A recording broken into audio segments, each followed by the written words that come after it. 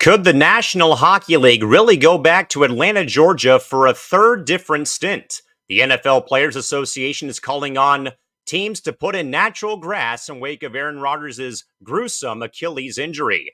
First Take has smashed Undisputed in wake of Shannon Sharp's arrival over on ESPN. Adam Silver says the NBA will not force the Blazers to sell the franchise, while the NFL is also still growing their portfolio over in Europe. And not just that, but also, Phoenix Suns owner Matt Ishbia is giving away free antennas for Suns fans in the Valley of Phoenix to watch the Suns on local television. A new dawn, a new day. It is Press Row's opening day right here on C2C right now.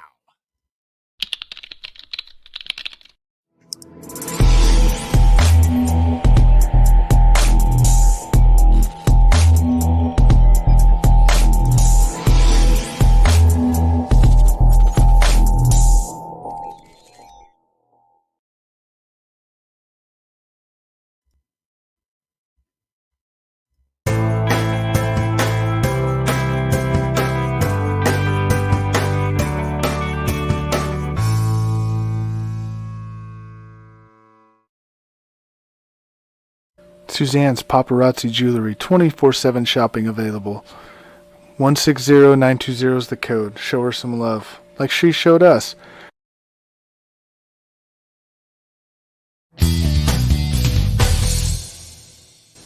K&A Custom Crafts on Facebook.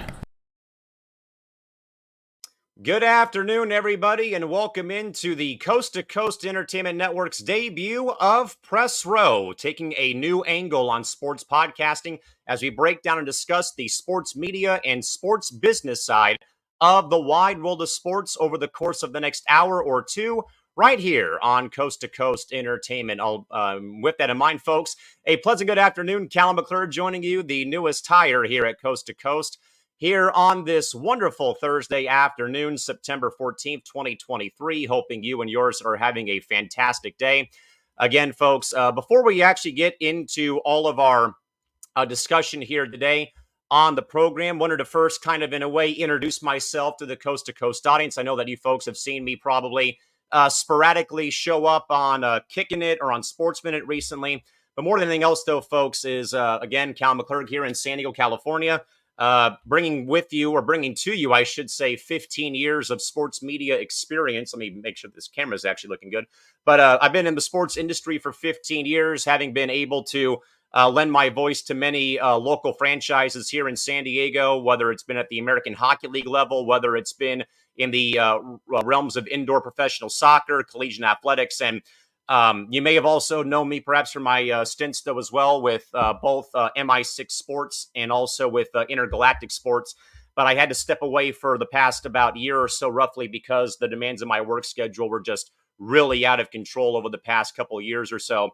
And I always knew, though, folks, and I said this to Ace and Chris and Jason during a meeting we had in late August, that I always knew that if I wanted to get back into the podcast game, that Coast to Coast would be my spot, because both myself and Coast to Coast really have shared a collective vision about what the sports podcasting, entertainment podcasting industry should look like. And also trying to just come and help out the fellas over here at C2C and take a bit of a load off of their plates. Again, they've been doing their absolute best over the past 2 to 3 years to keep their content fresh, and we're just adding a new layer to that here on Press Row. Now, folks, again, to reiterate what this podcast is I'm not going to be sitting here, sadly, and talking about, actual games being played, but we're going to be diving in, folks, to a different avenue, different angle here on Press Row of sports media, sports business. We're going to be working very hard and diligently to get people a part of the media or the business operations of the industry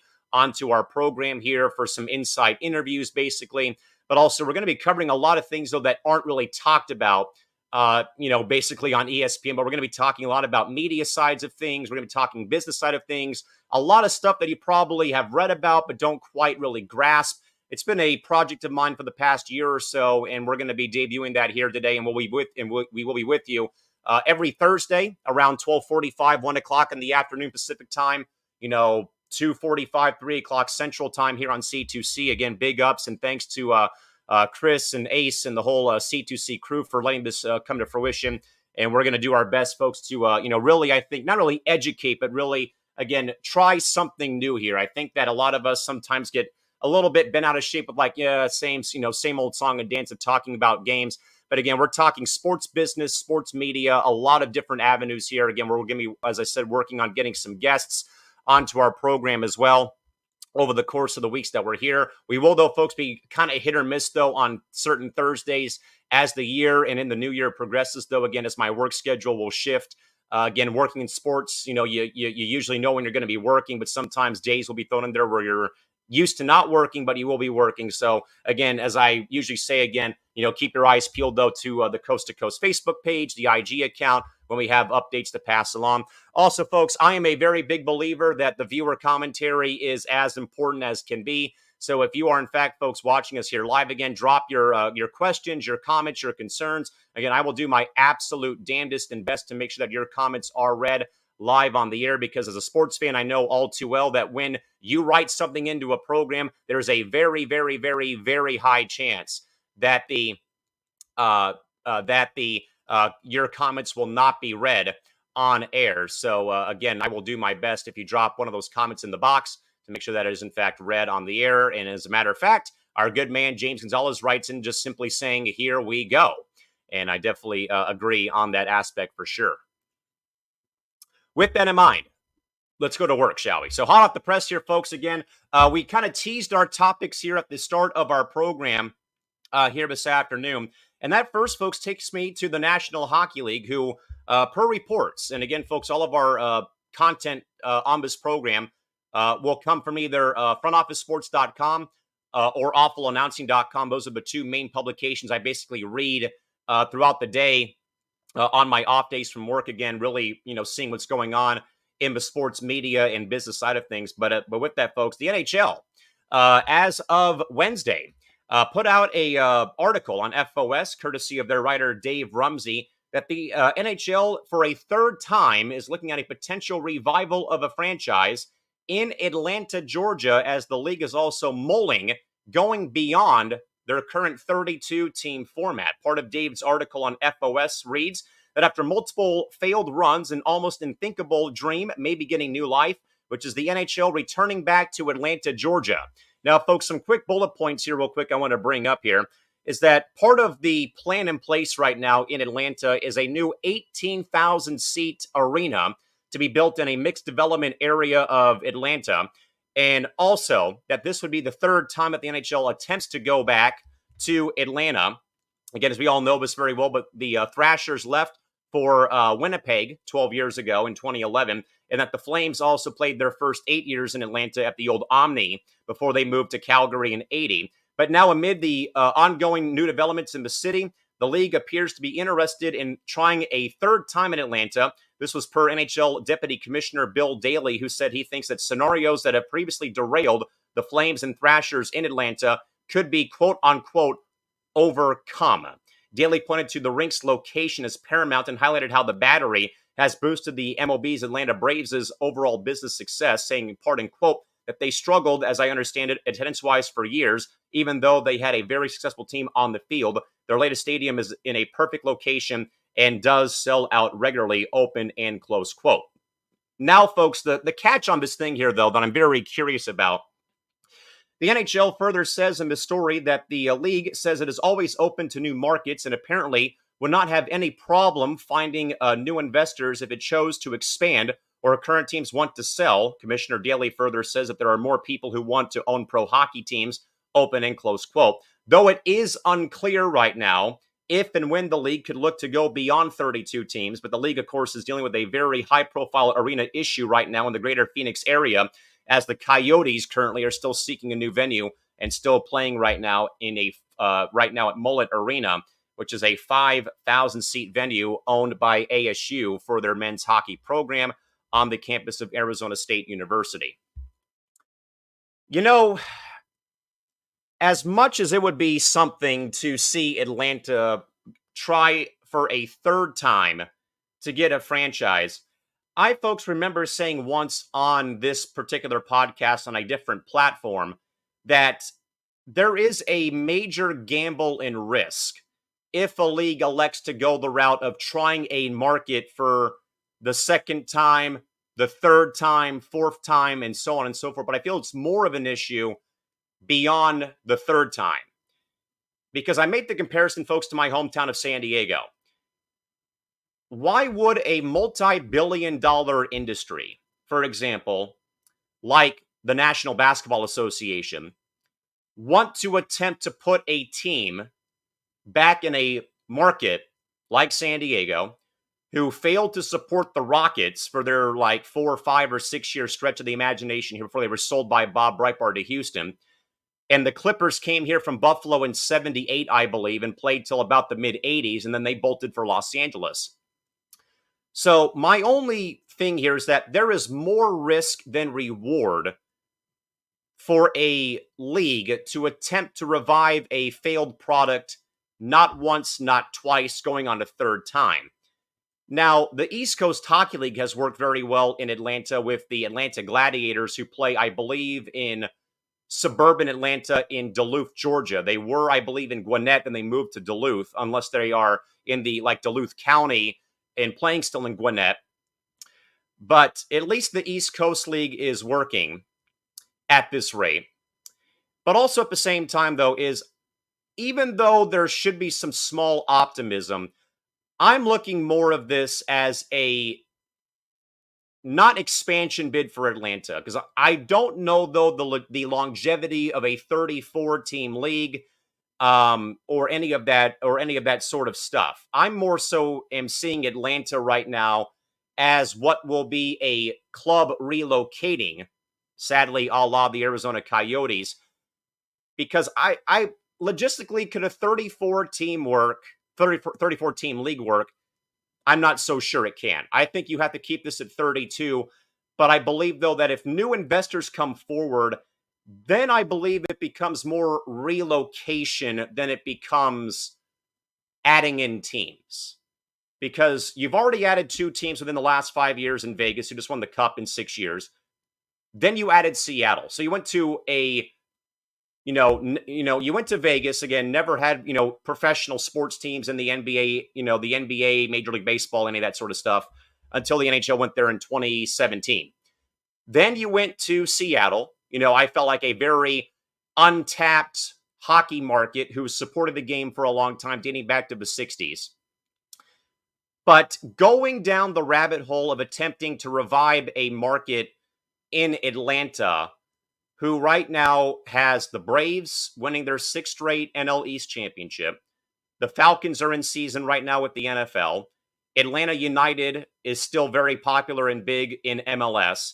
And of course, the Hawks are starting up shop in a couple of weeks for the NBA preseason. Can the NHL for a third time really survive, though, when they would be, sadly, in my opinion, overshadowed by the Braves, the Falcons, the soccer team, even the Hawks? Now, it does sound promising that, okay, maybe a new arena can be built for the unnamed Atlanta franchise. It's going to be more suburban, not really in downtown like it is with the Hawks right now at State Farm Arena. Maybe that the deputy commissioner is onto a thing here when it comes to, past circumstances can be overcome now with maybe better backing by the ownership group or the onus on making the on ice, the team on ice better. But I still am a little leery because, again, this is a market much like San Diego with the NBA. It's already failed twice. Could you afford to really go back for a third time, expansion team-wise, and go back to Atlanta? I right now see Atlanta as like third on the list right now when it comes to relocation cities for mainly the Arizona Coyotes. Again, they're playing in a 5,000-seat arena owned by Arizona State University's men's hockey program right now in Tempe on their campus. So I would still think that this is going to have to be a thing of a club is going to move out of their existing market. Right now it's Arizona. But I also think, though, is where else could they go? Could it be Atlanta? There's been rumblings for years of, Quebec or Hartford. Houston's even been in the mix with the Rockets wanting a team. But my wild card is actually Salt Lake City, because of the fact the Jazz are looking for another tenant to, share dates with during the NBA season, but also that the NHL has been testing this market when the LA Kings have played the Vegas Golden Knights in a preseason game dubbed Frozen Fury. This game used to be played in Las Vegas until the Knights came into town and the game got moved to a new neutral venue site. So I think that with Salt Lake City having the arena in place, already able to be configured for a hockey rink, some interest has been shown by the Jazz. The Frozen Fury preseason game has been a very good measuring stick, and fans appear to be very much on board for the idea. Salt Lake City, to me, is a wild card. I think they're looking for another pro outlet other than just the Jazz. So I think right now that Atlanta, though it sounds promising, I'm skeptical because of the fact this is a market that they've tried twice. It hasn't panned out. Though I like the planning, though, of the new arena, 18,000 seats could accommodate, the club. But I don't see the NHL going beyond 32 teams. I really just think, at the same time that 34, if that happens, then that would have to become a thing where the league has to add 2 more games. 34 teams would mean an 84-game season. So, folks, give me your thoughts here on Atlanta perhaps for a third time getting a National Hockey League franchise, though there's been some rumblings here, again, some small bullet points here. A 18,000 seat venue could be built in a mixed-use development property somewhere in the suburbs of Atlanta, maybe Duluth, Athens, what have you. Again, this would be the third time in a matter of years, about over a decade, that the NHL would come back. Again, they lost the Flames to Calgary back in 1980, and the Thrashers moved out to Winnipeg in 2011. Though Deputy Commissioner of the NHL, Bill Daly, has said, though, that the past challenges and hurdles could be overcome by what plagued both the Thrashers and Flames. Again, I am more looking at this as this would be a movement of a club who is getting out of their old city again, a la the Arizona Coyotes. A couple of thoughts from our loyal C2C viewers. My man Sean Mears, watching via the Callan McClurg announcer and writer page, saying, Cal, good afternoon from beautiful Richmond, Virginia. And definitely, Sean, thanks for tuning in on this nice afternoon. My good man, Brad Kelly, says, Atlanta native here. You left off the huge college football presence here. Just think of the Georgia Bulldogs. I mean, absolutely. I was thinking more along the lines, though, Brad, of the pro teams. I mean, I know college football is a major, major, major smashing success down in the South, but I was thinking more along the lines of, Braves, six straight division championships. Falcons, I know that it is what it is. It still, though, is the NFL, despite how the Falcons have played. The Hawks, hit or miss in the NBA right now. Atlanta United, very successful first couple of years playing in Major League Soccer. And Brad further says that I did live there during the Thrashers run. Super fun, but the problem was the team on the ice. And that's the thing, though, Brad, that worries me a little bit as well, is that, yeah, you may get the new venue. Yeah, you may get a team to come back, though. But who's not to say that the same thing happened like when the Thrashers had, Ilya Kovalchuk and Dustin Byfuglien, and they all, either they moved on to different teams or what have you. So certainly even though the off-ice hurdles can be jumped over, Brad, my main concern though is going to be don't do what you did as the Thrashers. Please do what you do something different, because obviously the on-ice product is what is going to make or break, a team going to Atlanta as an expansion franchise, or make or break a club, again, like the Coyotes, for example, going to Atlanta or to any of the suburbs, wherever the new building is going to be built. And also my man Jamal Williams is asking, the great Callan McClurg, where is Isaiah and Steven? They are not, my man, on this network, sadly. They are still over on MI6, still plugging away with their commentary as well, and shouting out the aforementioned Isaiah Leung, who also writes and saying good afternoon. With that, folks, we'll segue over to the NFL. And of course, folks, the big news, though, still in the NFL, Aaron Rodgers and that ripped Achilles tendon 4 plays into his career, new career chapter, I should say, with the New York Jets. And of course, that, folks, has renewed the ongoing deliberations about field turf or artificial surfaces being used in the NFL in wake of Aaron Rodgers' injury, again, per FOS. A day after the Giants quarterback was confirmed to have torn his left Achilles tendon, The NFL Players Association's Union Executive Director Lloyd Howell has publicly called on the league to do away with artificial turf and artificial surfaces, saying part in his statement, the players overwhelmingly prefer grass, and the data is there. Is clear that grass is simply safer than playing on turf or artificial surfaces. It is an issue that has been near the top of players' list during my visits to teams, and one I have raised with the league front office. While we know there is an investment to make this change, there is a bigger cost to everybody in our business if we keep losing our best players to unnecessary injuries.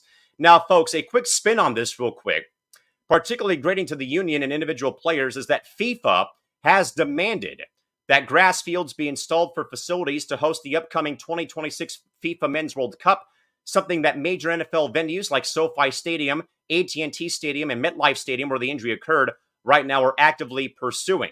Howell's statement further reads that it makes no sense whatsoever that teams can flip over to superior grass surfaces when the World Cup comes or soccer clubs come to visit for exhibition games in the summer, but inferior artificial surfaces are acceptable for our own players, open and close quote.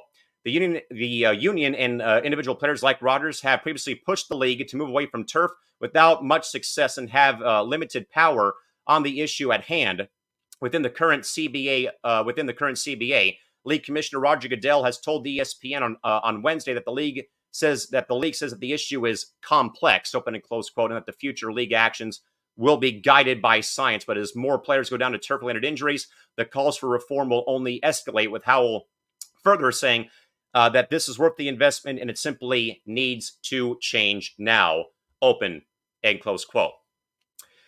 Folks, in my time playing sports, I did play on some artificial surfaces, and I can say firsthand that it is a bit of a concern, especially when you are playing at like a lot of high school or some high schools here in San Diego, just out of, just noting this. Some of the high schools here, for example, Francis Parker School down the street from where I live, they have the baseball field and football field, because of the size of the campus, on the same acreage of property. So you have the baseball diamond in one quadrant of the field. Then you have the football field running from foul pole to foul pole, from left field to right field, and there's one long bank of bleachers on that side of the stadium for the football field. And sometimes the turf does raise concern. Now, I've not suffered catastrophic injuries of that magnitude, again, like ripping an ACL or an Achilles or breaking a leg on the turf. But I can say, though, that it is a concern, or was a concern for me, though, especially playing games in the smoldering heat. And even though I'm in Southern California, it does get extremely hot here in the summer, believe it or not. For us natives, it gets hot out here. But at the same time, though, as I have seen teammates who have had their cleats melt in the smoldering weather, turf burn has been a big thing.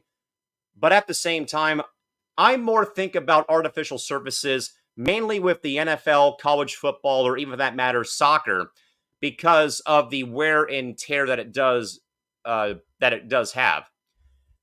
But I think, though, that the pressure from the players, I feel like, is not enough. I feel like that it would have to be like the ownership groups of these, mainly like the shared stadiums like SoFi or even MetLife, that would have to really, I think, force the issue on Roger Goodell to make this push. Because I think the players have been trying to clamor for it, but it's almost like concerns in the workplace aren't being addressed like they should be. If the players have been clamoring for grass or better surfaces for the past, I'd say 3 to 5 years, not longer, then when does someone else step in? And I think that the Players Association folks, they're trying their damnedest, but it just feels like to me, though, that their concerns are not being raised in a timely fashion towards the league front office. And I more think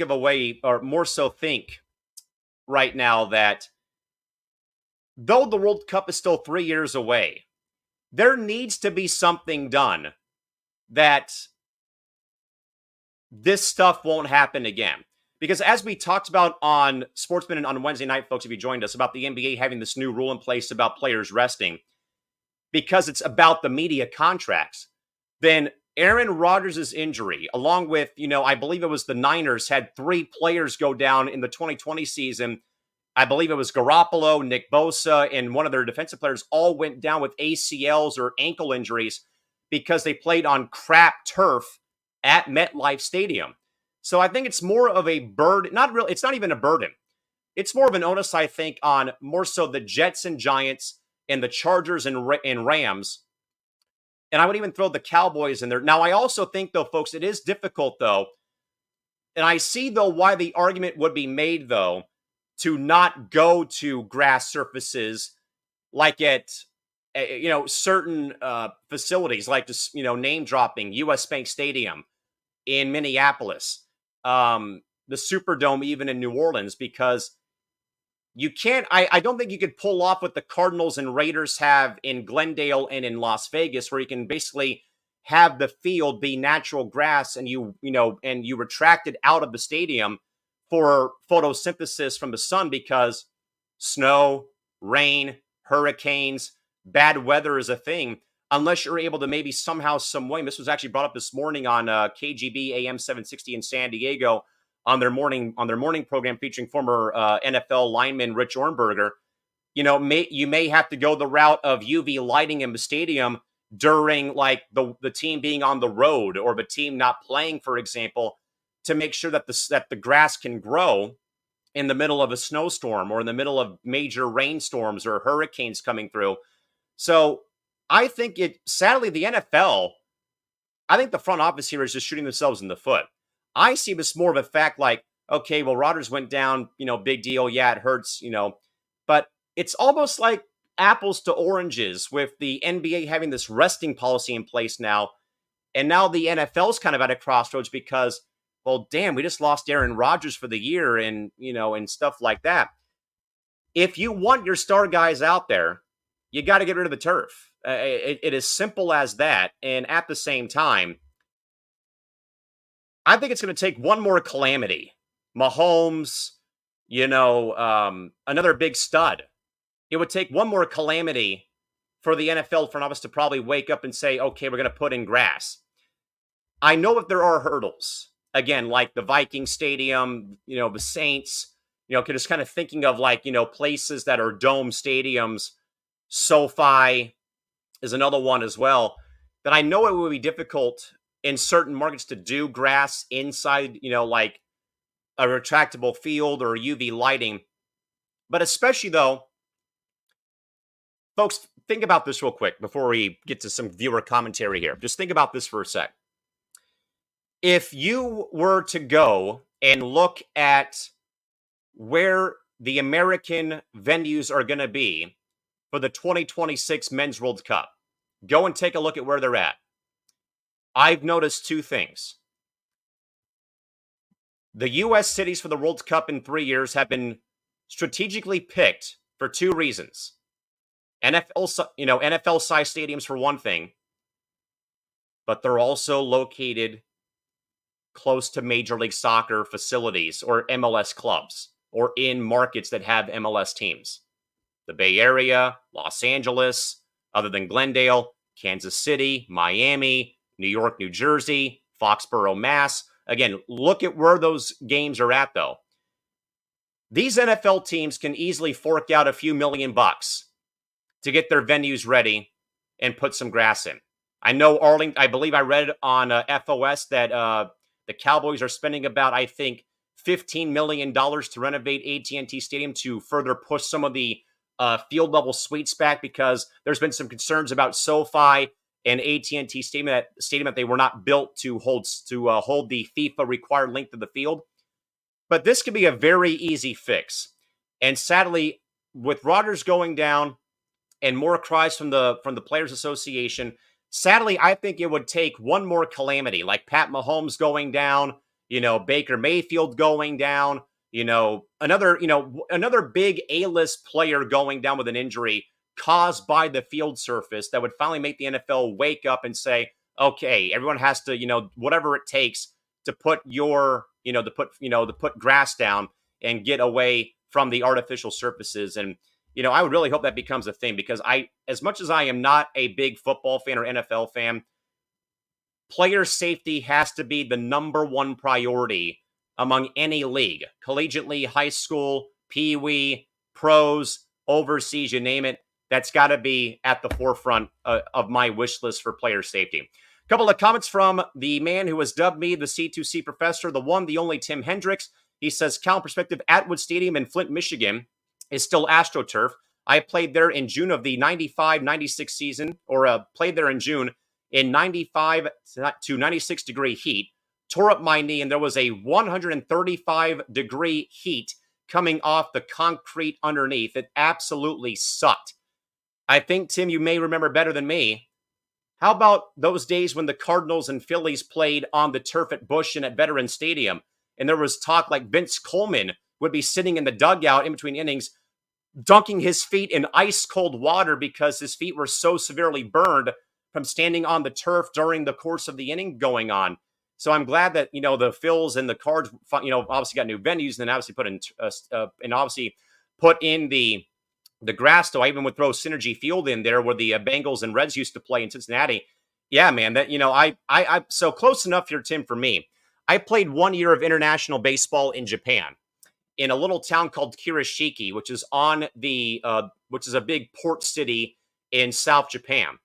We played at a couple of venues that the dirt was not dirt like we're used to. It was practically like volcanic lava, volcanic ash, volcanic mud. It was so bad, Tim, after the first 3 innings that my dad's coaching shoes had begun to break up. They began to, break up at the soles of his feet. And there we were, like Vince Coleman, dunking our feet in ice water when the game's over. And it was a hell of a time trying to get the dirt out of my pants when I would slide and make a play, because it just felt like it was thick, sludgy mud that we were playing games in. So, and certainly, the turf burns one thing, your feet melting, your shoes melting, and the weather. And Tim further adds on, don't forget that J.K. Dobbins of the Ravens went down with an Achilles too on an artificial surface as well. I mean, again, Tim, it would take another big player like Dobbins, Rodgers, Mahomes, even if Brady was still playing, it would take another calamity like that for the league to, I think, step in and finally say, okay, enough's enough. Everyone has to put grass in. But again, folks, the NFL Players Association is calling for all 30 stadiums to finally go to grass in wake of Aaron Rodgers' injury that cost him his season, just 4 plays into his Jets chapter of his career. Swapping sides, folks, to the media side, but ESPN's First Take, highlighted by Stephen A. Smith and his recruitment of Shannon Sharpe to First Take, continues to pay dividends for ESPN.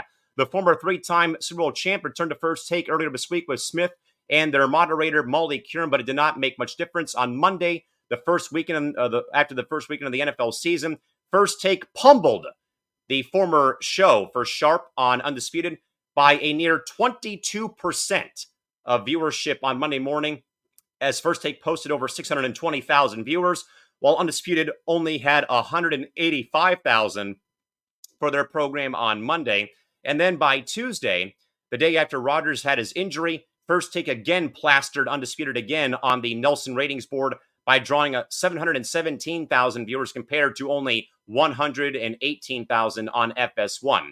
The 2-day average for Sharpe's appearances was also up 22% from comparable First Take episodes last season. Those numbers are nearly double the show's average, the average audience of over 363,000 people in July. Furthermore, with Jets superfan Mike Greenberg in mourning over Rodgers' injury, the Get Up episode on Tuesday also brought in over 658,000 viewers for a 59% increase on Get Up on Tuesday morning. In the meantime, though, Skip Bayless and FS1 have fought back by landing Colorado's head coach Deion Sanders for 2 weeks in a row, the hottest name in sports on his morning program on FS1. After a rare, shaky start, the on-air chemistry looks to be improving between Bayless and his revamped cast of former NFL players, including Michael Irvin, Keyshawn Johnson, Richard Sherman, Josiah Anderson, and Rachel Nichols, who was pried away from ESPN. But still, though, 2 weeks of big numbers must be satisfying, though, for Shannon Sharpe, who left Undisputed in June after nearly 7 years of co-hosting alongside Skip Bayless. But Stephen A. Smith, though, tells FOS that he believes that Sharpe was pushed out by FS1's upper management, and Sharpe's situation reminded him of his own dilemma back in 2009, when ESPN dropped his contract, leaving him for dead career-wise. But instead, it was Bayless who handpicked Smith to be his partner just a few years later, sending his career into maximum overdrive. Smith did tell the Joe Budden podcast, saying, quote, that he, Sharp, did not want to leave. He was notified that your services will no longer be needed, open and close quote. Sharp's first take, or Smith's first take, has been number one on weekday morning television for over a decade now. And as the face and voice of ESPN, Smith also addressed his growing clout within the network by saying, I'm at a point in time where if I don't want you on first take, you ain't coming on first take, open and close quote. Man, talk about a smashing success for Stephen A. Smith, who, as much as people clown, I'm going to say this on here, as much as everyone loves to hate Justin Bieber, this reminds me a little bit of how Ludacris even discovered him when he was, very young and, was just beginning to kind of hit his stride. It's almost comparable to Stephen A. Smith seeing Shannon Sharp's potential in the industry away from when he was on CBS helping co-host on the Sunday highlight, hosting the NFL coverage on CBS. So Stephen A. Smith luring Shannon Sharp to ESPN, obviously is a huge thing, though. But I also think, though, kind of in a way, seems to have really, I think, put FS1 in a major hole on their morning television coverage. Because I think that with Skip defecting to go to FS1 and then bringing along Sharp with them for those 7 years, I don't think it truly got off the ground. I truly don't think that Skip and Shannon really, I think, were able to dethrone Stephen A. Smith, despite the fact that they were going through Max Kellerman and Mad Dog Chris Russo and, J.J. Redick and Marcus Spears. They had like their run, but it never really helped get FS1, or even for that matter, Undisputed, like really over the top. Like it was a cool story, but it really wasn't like, okay, what have you done for me lately? It was more of a thing of like, they tried, it didn't work out. But also, folks, and I think we all know very well, it's really difficult to work with Skip Bayless. From what I have heard, what I've read, I should say more so, from like, Shannon Sharp and some of the unnamed sources who kind of in a way threw Skip under the bus during that, lengthy 2 to 4 month hiatus with Undisputed, though. I mean, the fact, though, that ESPN has been able to, and again, ESPN's had and we know, folks, ESPN's had a lot of problems within the last 2 to 4 weeks here. 11-day outage on Spectrum, where you couldn't watch, if you're like me, you had Spectrum cable, you could not watch the U.S. Open. You missed out on some of the college football action. You missed out on some primetime baseball, some WNBA games that were going down to the wire for the playoffs. But ESPN may have saved themselves here because Sharp, Smith, and First Take, I think, may have just firmly claimed the crown of the top morning sports debate talk show. And because of Shannon Sharp going there, I know he had a few run-ins there of calling Stephen A. Skip. Again, that's just out of habit, with him having been on that program for so long. However, I'm usually not one who wakes up in the morning to watch debate or watch those shows. If I am up, I'll watch Colin Cowherd on FS1, or I'll listen to local radio here, either on 97.3 The Fan or 760 here, San Diego Sports. But the numbers, I think, though, are really showing that ESPN, it's almost in a way, and maybe Tim can maybe agree with me or not here if he's still watching the program over in Italy right now. It's almost like WWE versus WCW. Like, you always have like that other station, that other promotion that is like making a name for themselves, though, but they're never going to get over the hill and like dethrone, WWE or dethrone ESPN. And I know that FS1 tried that with Fox Sports Live with Jay and Dan from TSN when they were lured away from TSN up in Canada to come and do Fox Sports Live. They tried that with the late, great Regis Philbin when they tried The Crowd Goes Wild. Like, FS1 had a lot of great, ambitious plans, but it never got off the ground. And they're only been reduced to only showing games like for baseball, select college, college football, college basketball. Maybe the NBA comes back to FS1 or whatnot. But that FS1, they're never going to surpass ESPN. As much as I love and respect those who work at Fox Sports, like Alex Curry and Colin Cowherd, and some of my friends who work for Fox Sports Radio up in Los Angeles, it's going to be hard to dethrone ESPN, especially now that the morning sports debate crown, I firmly believe, is still with ESPN. Now that the numbers prove it here, and also that that it's going to be really hard, I think, for Skip Bayless to really, I think, rekindle or capture lightning in the bottle when it comes to being, the king of the embrace debate talk show format. Isaiah Leung does chime in. He says, Callan, as a big First Take fan, adding Shannon Sharpe is like adding Kevin Durant to Golden State. The great teams get even greater, and it's a huge blow for Skip Bayless and undisputed. I think, though, Isaiah, it's more of like a bigger hit, though, for FS1 because they've been building something nicer. But again, but like I said, though, Isaiah, a lot of ambitious plans that never came to fruition. Again, crowd goes wild with Regis Philbin and his panel of hosts shuttered after a week or after a few months because of bad ratings. Fox Sports Live, their version of SportsCenter, never truly got off the ground. I love that they tried to, they basically, Isaiah, it was SportsCenter, but dressed up in Fox Sports jersey colors. They had like their own top 10 called, hey, that plays the one in honor of it being called Fox Sports 1. They lured Jay and Dan from TSN SportsCenter up in Canada. Again, it was SportsCenter, but it was painted to look like Fox Sports branding. In a way, it's like the old thing of like, putting paint on, there's the old thing of like, painting or adding paint to whatever it is. That's literally what Fox was trying to do, though, with their programs. So they had a lot of great, ambitious plans, Isaiah, but they were never, in my mind, going to outbeat or dethrone ESPN. So I agree with you on that one, though, about adding Shannon Sharpe is like adding in like a big name star player into the roster more than anything else.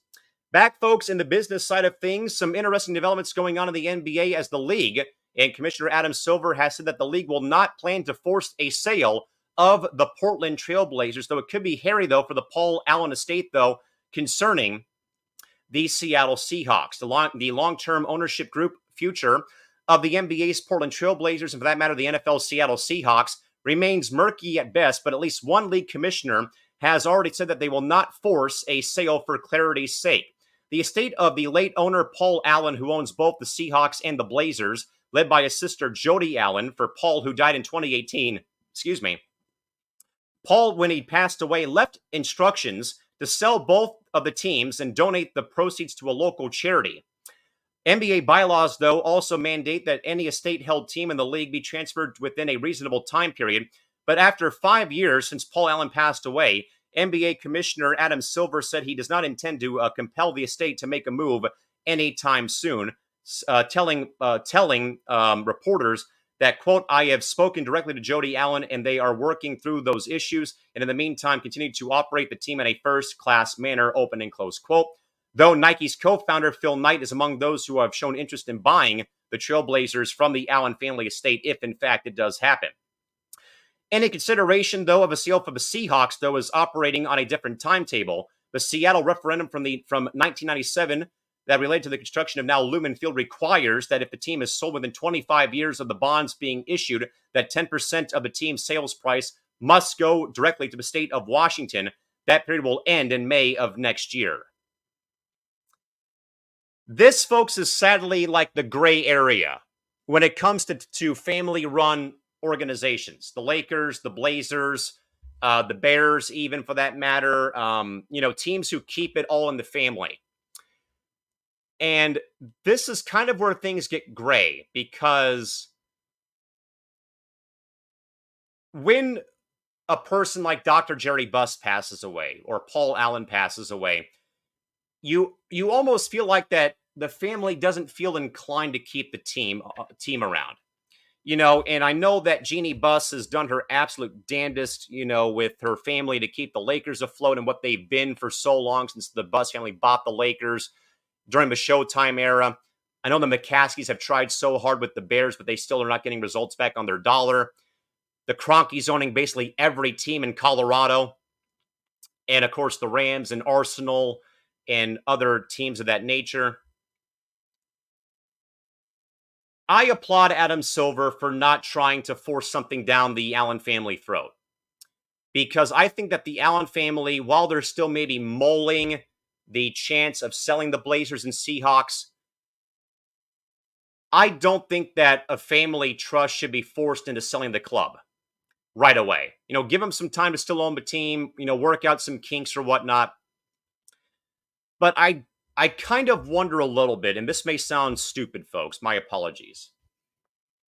But with the ongoing issues with the Blazers on the floor regarding Damian Lillard's future in Portland, if that is playing a role maybe in why the Allens have not sold the team yet. Now, again, that could be, very far-fetched, though. But thinking about how this has played out so long, though, with Damian Lillard not taking an extension, I know he's wanted to, kind of stay loyal to the Blazer organization. And again, I'm one of the very few who actually would rather see a player like Dame, Giannis, Tony Gwynn play their whole career for that one organization and not, have to worry about chasing championships or, leaving for a bigger market and leaving us small market fans in the dust, though. I know that may sound stupid to you out there. That's how I felt my whole life, though. Again, being in San Diego, small market city, no MLB or NFL championships since 1963, and seeing like Tony Gwynn play his whole career for the Padres, like I would rather see that happen than a player, go to a bigger market like New York or LA just to chase that championship because like everyone only plays for those now. Yeah, I get it, but I would rather see that be a thing. But at the same time, though, I applaud Adam Silver for letting the Blazers and letting the Allen family figure out their next move, though, because I think that though I would think Phil Knight would be a great owner, may be able to turn around the misfortunes of the Blazers with his money, with him owning Nike, that does, though, kind of bring up a bit of a gray area or crossing the line of conflict of interest because his company just happens to own the uniform rights right now to the NBA. Could a sale of the Blazers to Phil Knight kind of in a way be that sort of thing where it would become a conflict of interest with the NBA and the Blazers get sold to, yes, a Oregon native, but hey, why are you doing this though and selling this team to the guy who makes your uniforms? I mean, it may be stupid, but that's how I kind of view it right now. But I would hope though that the Allen family gets enough time to really, consider their options. But I would really though would just kind of hate to see like the league, the government of the state of Washington with the Seahawks case at least. I would really hate to kind of see them really force the Allens into submission and say, hey, it's time that you bend over backwards and figure out what you're going to do. I would really hate to see that really come to fruition at this point in time, though. And also a quick comment from Isaiah. He says, though, I will say, though, Callan, I really wish, though, First Take would settle on one permanent debate partner for Stephen A. for every day of the week instead of just rotating. I like the consistency and seeing the two guys have their great moments and develop some chemistry. That part I agree with Isaiah because I think when you are constantly moving people in and out, like it's almost in a way, Isaiah, like a baseball manager having one lineup one day, then the next day it's a new lineup, and then the next day it's a new lineup. Consistency matters. Chemistry matters. Even in team sports, it matters too on television. Like, that's why I like that SportsCenter has the same groups hosting every day or every night again. I love Kevin Nagandi, for example, hosting, or, Jay Harris when he was there, like Rich, like when Rich Eisen was there and Charlie, and Charlie Simmer, Charlie Steiner were there. Like, you love chemistry. You also, not just chemistry, Isaiah. I agree, though.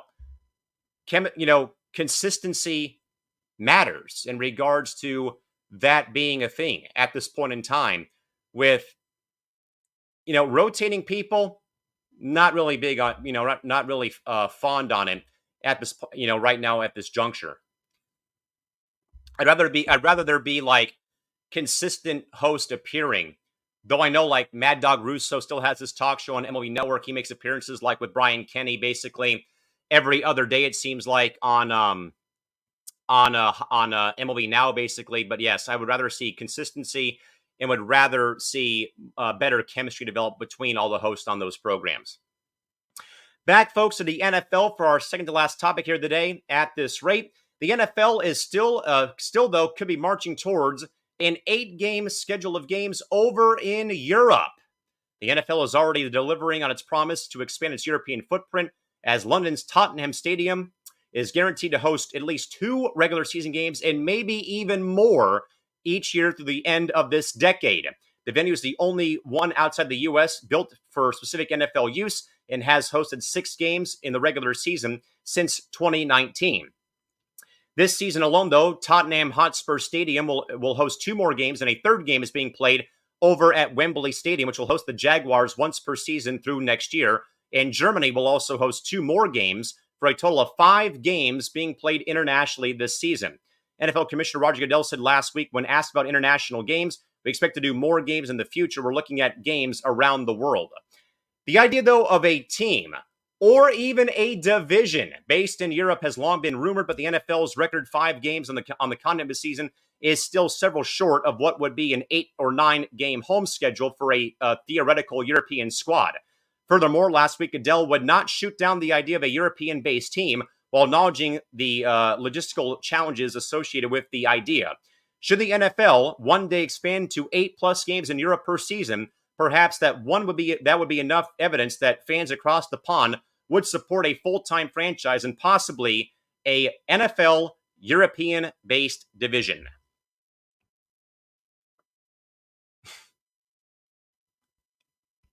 I get what you're trying to do, Commissioner Goodell. I really do. No way, no how does this work. Do I dare remind everyone out there about how badly of a flop the NFL Europa League was at one point in time with the Scottish Claymores and the Frankfurt Galaxy and, teams like that, which it basically became like a league for NFL wash-ups and rejects. I get trying to establish your global footprint and bring the other version of football, not the proper version of football, that is soccer, but the right version of football, trying to bring the Americanized version of football to Europe is only good for like 1 game off. Because if you even begin to even deliberate going down the alley of a team being based in Europe or even a division, this will be the Europa League 2.0 where it does not work and it flops after 5 years, maybe, if that.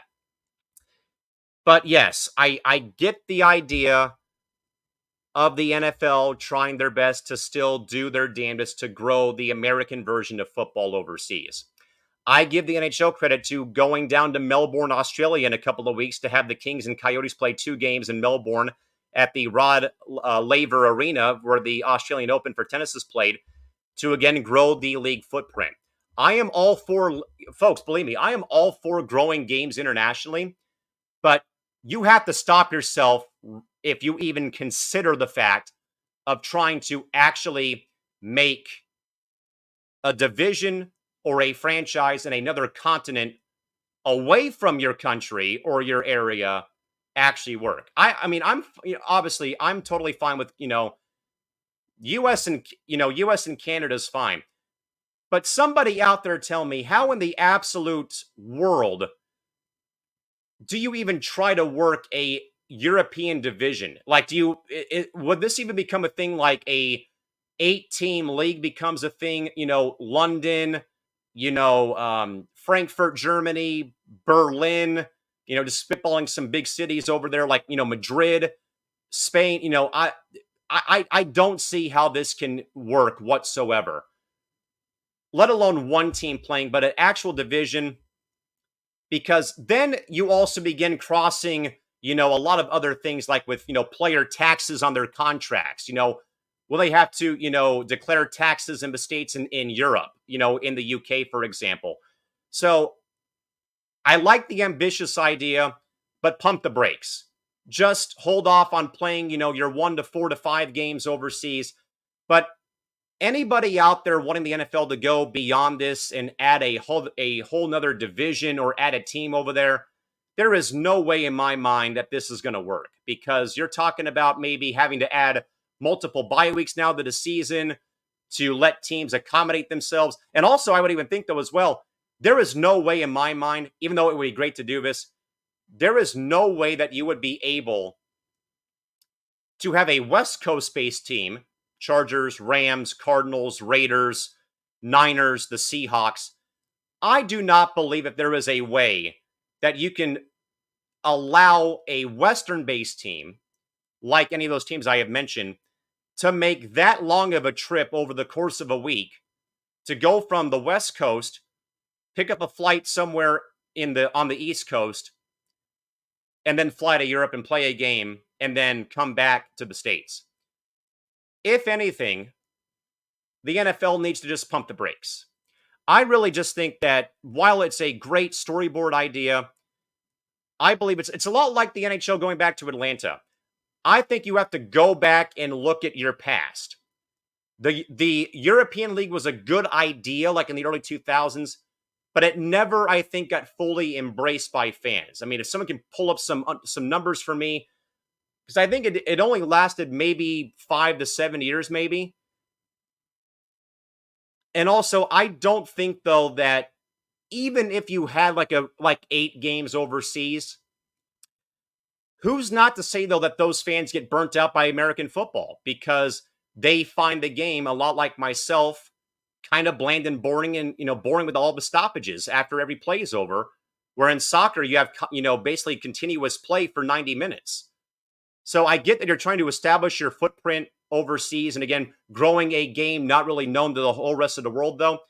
But even if you tried doing this with the NFL going over to Europe, I still think the EPL and UEFA would crush the NFL by a wide margin because the game is just not popular. I know about, hey, grow the game, grow the game, grow the game. That's a thing I always tell myself, working in minor league hockey here for 9 years is part of my responsibility, I feel like, is to help grow hockey in Southern California in a non-traditional hockey market.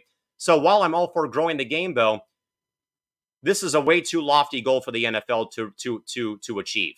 Because I think that while you have Tottenham Hotspur's team already built to accompany football, along with Wembley, I still think that like Arsenal, the Spurs, Crystal Palace, Leicester City, all those soccer clubs would still crush the NFL over in Europe by a country mile.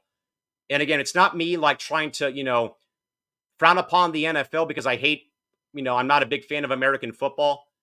But I think it's just like the European fan base would only tolerate so much of it, I think, before they say, yeah, this is cool and all, but, I'm going to go watch Arsenal play Leicester or go watch Wrexham play Man United. I'm not going to sit here and watch, 2 American-based teams, play a game that I don't find interesting. And again, I know that may sound harsh, though, but again, that's just my perspective of how, much like how, American sports fans, other than myself and maybe other, some other people who don't live and die with the NFL, the rest of the world lives and dies with soccer.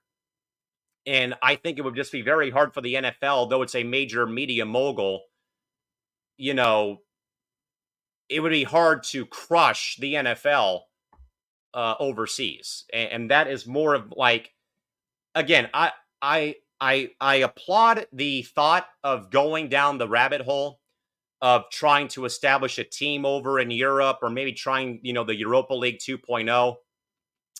But I don't see it coming to fruition because there's just so many logistical hurdles that would have to be jumped over. Like, are you going to pay these players in American dollars or in euros? Again, taxes become a thing, splitting time between home and being over in Europe. There's just so many factors that I don't think the NFL would want to really, I think,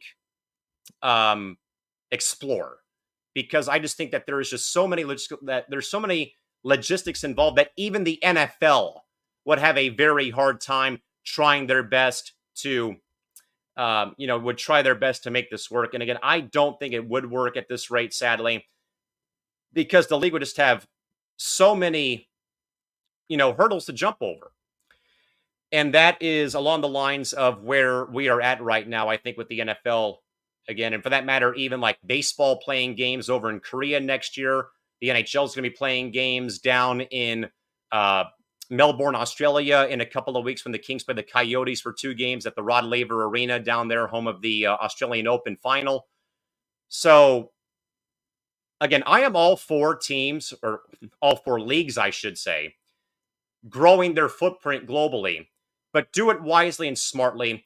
Don't try a ambitious project of trying to expand your league into a full-blown new division or adding a team overseas. Now, I know the NBA folks thought about Mexico City.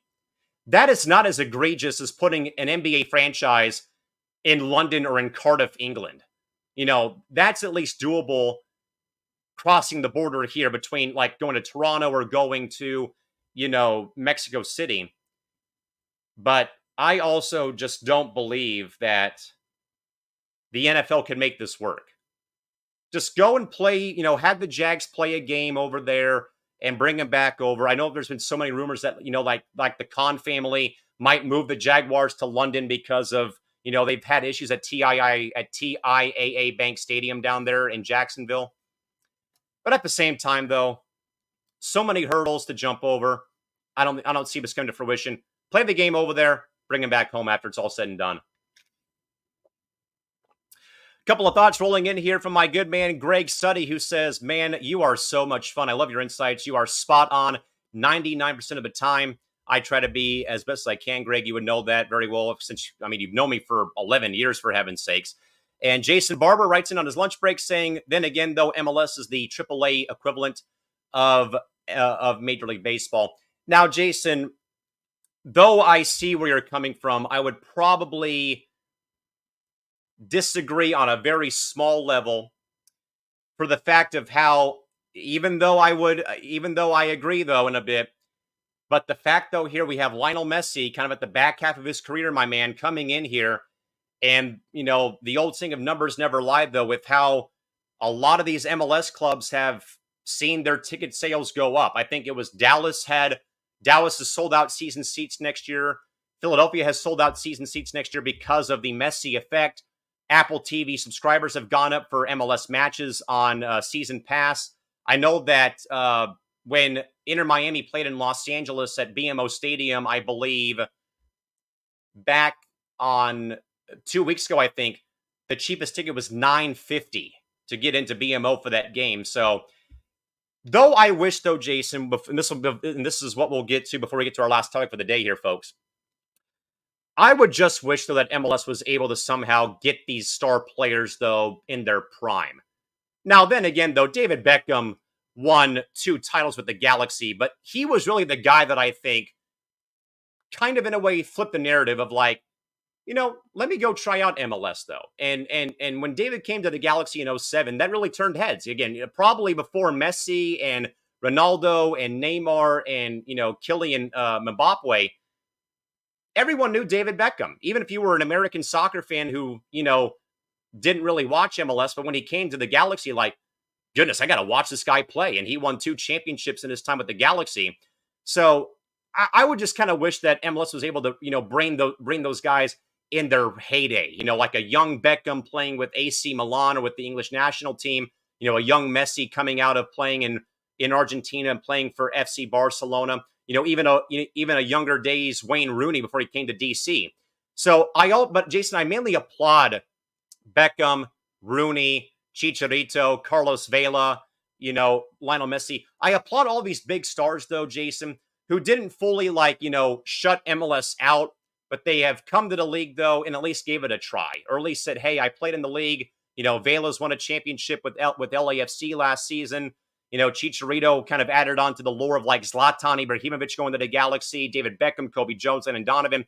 So I would just wish that they were able to capture these guys back in their prime. I mean, imagine like a young Beckham playing for the Galaxy like in 99 or 2000, or a young, Messi playing for the then, the defunct Miami, the Miami Fusion, before they folded in the late 90s, or a Wayne Rooney playing alongside Freddie Adu back with DC United back in 97. So, I agree about that. And Jason furthermore adds on, Messi has certainly made a difference. I can agree with you on that 100%. And he also says about getting younger players. He also says, yes, but I also wish that, and maybe they could structure the league like Premier League would elevate the game. So, Jason, are you referencing MLS going to relegation? Because that has been a thing talked about here in the past few years about the USL, the MLS, and other leagues basically becoming one and them relegating themselves if they don't make it above, the safety line, basically. And Jason's saying about relegation. Honestly, that would be a cool thing to see. Now, I don't know, though, Jason, how you can make it work, though, in MLS. Because right now you have an odd number of teams until the 30th team comes to San Diego here in 2 years in 2025. So it would be very difficult, I think, to relegate, I would say, but also where would you relegate them to? Could you relegate them to the MLS 2? Not really. USL? Absolutely not. So there would have to be a different feeder system, I think, Jason, to relegate those teams who are not going to make it as part of Champions League, for example. But I would definitely be on board for relegation, Jason, to help elevate the game. But it would be a little bit of a slippery slope, though, because while you're adding relegation, it's not something that is known to the casual American sports fan. Wait, what are they doing here with this whole cutoff line for teams? Why are I thought they took the top 7 or 8 teams into the playoffs. So there's that gray area, I think, though. I would be fully for it. I know you would be fully for it, though. But I think about those casual, lackluster, casual, fringe on the fence soccer fans who would say, wait, relegation? What's that supposed to be? They've never heard of it, basically. So though it would help the game, I would also kind of have to see that other side of the story. They're then again, in the States, we're used to division winners, conference champions. We're not used to, teams who don't make the playoffs being kicked out of the league until they can, until they can get back into the swing of things and get back on track. But certainly, Jason, though, excellent point. Because I think, though, that is something that's been talked about here and would certainly be a thing I would definitely keep an eye on, though, for sure, if, in fact, more time goes on. And, maybe, who knows, when they go to 30 teams, Jason, they're going to have a little bit of some discussion here to be coming around here. Because when you go to 30 teams now you almost have to factor in divisional play now as opposed to just playing conferences like they do right now in MLS with 29 teams. Because now you're going to have 30 clubs. I would think that your Pacific Division would be San Diego, Carson, LAFC, San Jose, Portland, Seattle, and Vancouver. I mean, I think that's how you would have to make it work now is you would have to go to 2 divisions of maybe, one team has, one division has 7 teams, one has 8, or until they go to 32 teams. But that's what I think they would have to do. Folks, one more story in the NBA, though, and this actually came across my wire before we went on the air today. But a very generous gesture is being done by Suns owner Matt Ishbia, who has already announced plans to distribute free television antennas to Suns fans in the Valley to watch the Suns play on local television for at least 70 games this year. Now, folks, this is all in wake, though, of the ongoing Diamond Sports Group Chapter 11 bankruptcy that's been going on. So, folks, some backstory here. Back in April of this year, the Suns signed a new 5-year deal with Gray Television to replace Bally Sports Arizona as the club's broadcaster, with most Suns games being carried on 3 locally owned and independent Arizona TV stations, KTVK, KPHO, or KPHE in the Phoenix area, plus stations in Tucson and Yuma. The Suns will also operate the over-the-top subscription service. But after the announcement, though, Diamond Sports accused the Suns of breaching its contract in bankruptcy laws, stating that the team was making an improper effort to change their broadcast partner without permitting Diamond to exercise their contractual rights. In response, Suns CEO Josh Bartelstein stated that Diamond's position is totally inaccurate. We are moving forward with this new deal and could not be more excited about what it means for our fans and future of both the Suns and the Phoenix Mercury. In May, the broadcast judge, the bankruptcy judge, I should say, voided the Suns' contract with Gray, ruling that the Suns violated Bally Sports Arizona's contractual rights of first refusal and ordered the parties into arbitration. Then by July, the deal became official when Diamond declined to match Gray's contract offer for television.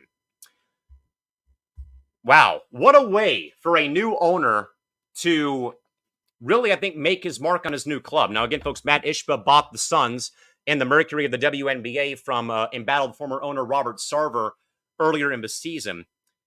But, folks, this still, though, just adds on to more and more problems with the crumpling RSN network. Now, again, folks, now this is a great thing here with Matt Ishbia doing this. So, what I gathered from FOS is that the Suns will give away free television, like rabbit ear antennas, so fans can watch on those three stations again, KTVK, KPHO, or KPHE. So the Suns basically just said, hey, fill out a form, and we will ship you an antenna for free to your house, and you'll get to watch the Suns play 70-plus games on local TV this year. This is, folks, what I believe is going to be happening, because I really believe that right now, folks, and this has been a big thing here in San Diego, that the Padres lost the rights to Bally Sports San Diego in late May. They have been having games produced by Major League Baseball on a separate station on for example, Channel 305 here in San Diego. The Jazz also are having a similar issue with Sinclair Broadcast. So they're going to be also on KJZZ and KUTV up in Salt Lake City. Then the Rockets are also in trouble, along with the Blazers. Well, the Blazers aren't in trouble, but the Rockets and Jazz also moved away from their regional sports network for local television. I think, folks, that this is going to be what it's going to look like, is that we're going to be going back to like watching games on like our local, third-party stations like KUSI San Diego, for example, or Fox 5 San Diego, or pretty soon. Because I don't think, though, that RSNs right now are going to be able to survive this ongoing bankruptcy dilemma. This has been a very, very, very rugged and tough talking point over the past, I'd say, 6 months, ever since the Padres were rumored to, then they lost the rights to Bally Sports San Diego. But again, folks, big props to Matt Ishbia, the new owner of the Phoenix Suns. Again, the Suns will be offering fans free television antennas to watch the Suns play on three Gray Television Company-owned stations this year.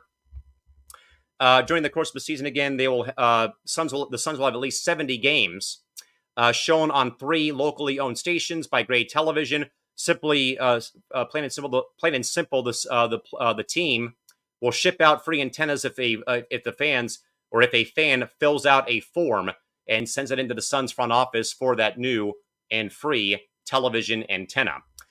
Jason actually has a great point here. He says, Cal, honestly, the problem, I believe, is there are too many people too many streaming options that cause people to not want to pay for cable television.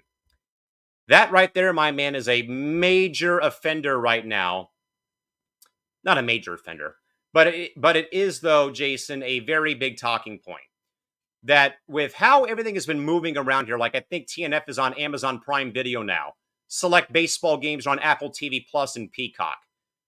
Like, essentially, you have to pay for like 4 or 5 or 6 different streaming services to watch games you want to watch. Sunday Ticket's one thing on YouTube TV. But I agree, though, it's more like streaming is beginning to just plaster cable television. And I don't know like where we go from here, but it is getting I don't know. Like, I agree, though, Jason. It's really become a thing, though, where it's been streaming platforms have been a thing. Again, ESPN and Disney having their 11-day blackout over on Spectrum Television. So who really knows, though, man? It's been a little bit infuriating and frustrating having to hop, skip, and jump between Peacock and, Apple TV and, all this and that, ESPN Plus. So, I mean, Jason, who knows? We'll see how it plays out, though. But I do think, though, Jason, that what the Suns are doing, the Jazz are doing, this will be the new norm, I think, is that it'll be cable-owned television, like your local NBC affiliate up in your neck of the woods up in Oregon that takes over for, maybe the Blazers, and, the Blazer games will be shown on like a TV station up there or whatnot. But I digress, though, folks. It's been a very great hour plus spent with you here on our opening debut of Press Row. Great viewer commentary. We popped out, I think, at like 8 live viewers today across Facebook and YouTube here this afternoon. Big thanks to James Gonzalez, Sean Mears, Jamal Williams, Brad Kelly, Isaiah Leung, Tim Hendricks, Greg Suddy, and Jason Barber for tuning in and for commenting today and for tuning in here this afternoon. With that, folks, we'll check out for the day. We'll see you back here again around same time again next Thursday. Again, we'll talk more stuff here, and we'll come your way here again around 12:45 or 1 o'clock in the afternoon back here. With that in mind, folks, here on Press Row, Callan McClurg saying, wishing you and yours a pleasant, good rest of your day. And we'll see you back here next Thursday, back here around 1 o'clock Pacific time, 3 o'clock Central, right back here on the Coast to Coast Entertainment Network, folks. Take care. Good day. Bye-bye.